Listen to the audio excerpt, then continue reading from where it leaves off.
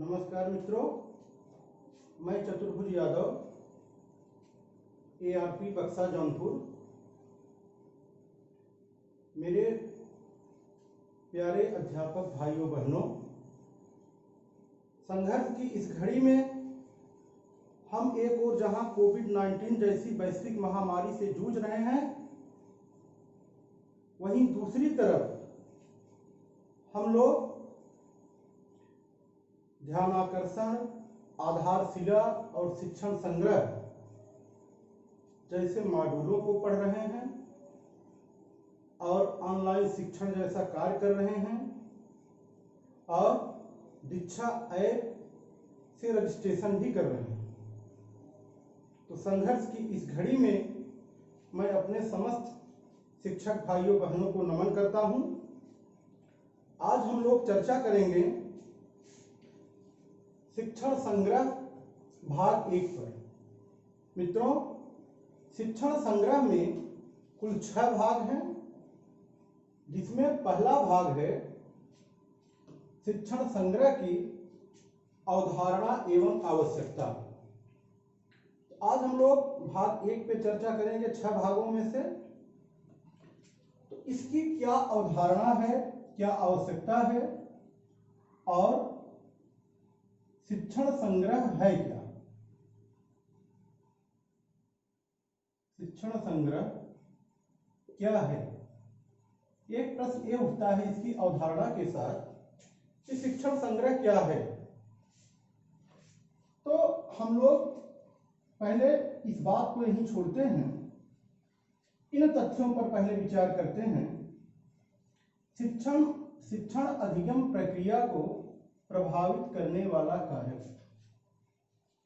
हमारी जो शिक्षण अधिगम प्रक्रिया है वह किस पर निर्भर करती है, किन कारकों से प्रभावित होती है? तो उसका जो मुख्य कारक है वह है विद्यालय का शैक्षिक वातावरण। विद्यालय का शैक्षिक वातावरण ही हमारे शिक्षण अधिगम प्रक्रिया को प्रभावित करता है। अब विद्यालय के शैक्षिक वातावरण से क्या तात्पर्य है? विद्यालय के शैक्षिक वातावरण से तात्पर्य है हमारा आकर्षक विद्यालय परिसर होना चाहिए। मित्रों, आकर्षक विद्यालय परिसर से तात्पर्य है हमारी बिल्डिंग कैसी होनी चाहिए, चारदीवारी कैसी होनी चाहिए।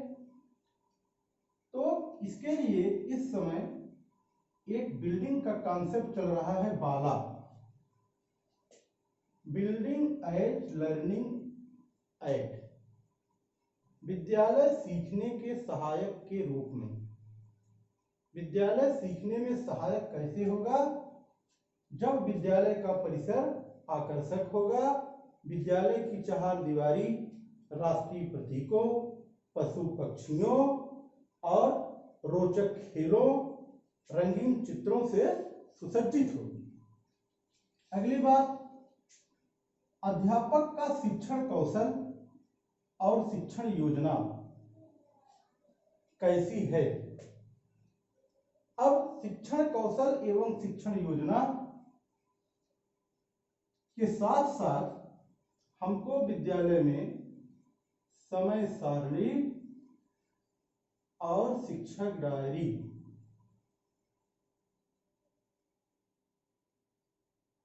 इन दोनों को भी ध्यान में लेकर चलना होगा, तभी हमारी शिक्षण योजना क्या होगी?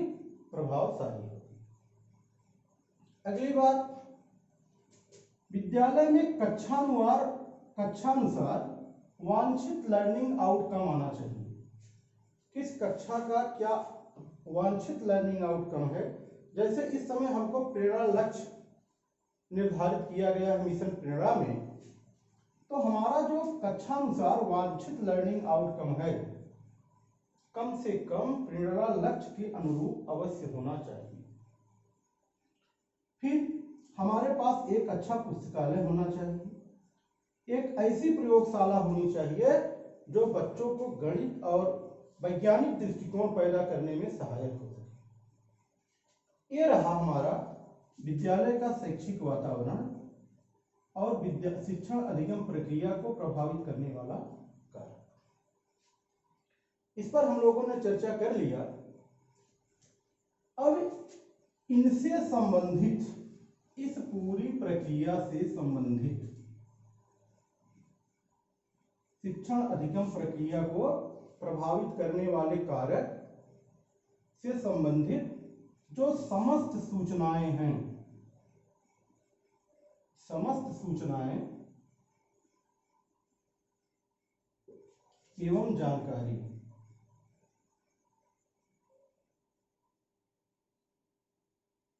समस्त सूचनाएं एवं जानकारी का संग्रह ही शिक्षण संग्रह है। मेरे प्यारे भाइयों बहनों, अगर हम एक लाइन में यह समझना हो कि शिक्षण संग्रह क्या है, तो शिक्षण संग्रह शिक्षा से संबंधित समस्त सूचनाओं एवं विभिन्न जानकारियों का संग्रह है। हमने ये देखा कि शिक्षण अधिगम प्रक्रिया को प्रभावित करने वाला कारक क्या है? विद्यालय का शैक्षिक वातावरण। विद्यालय के शैक्षिक वातावरण में ये सब सारी चीजें आती हैं। इनसे संबंधित जो भी समस्त सूचनाएं एवं जानकारियां हैं, वो सब क्या है? उसी का कलेक्शन, उन्हीं का संग्रह शिक्षण संग्रह है। तो एक लाइन में हम कहेंगे कि शिक्षण संग्रह क्या है? शिक्षा से संबंधित सभी सूचनाओं एवं जानकारियों का संग्रह है।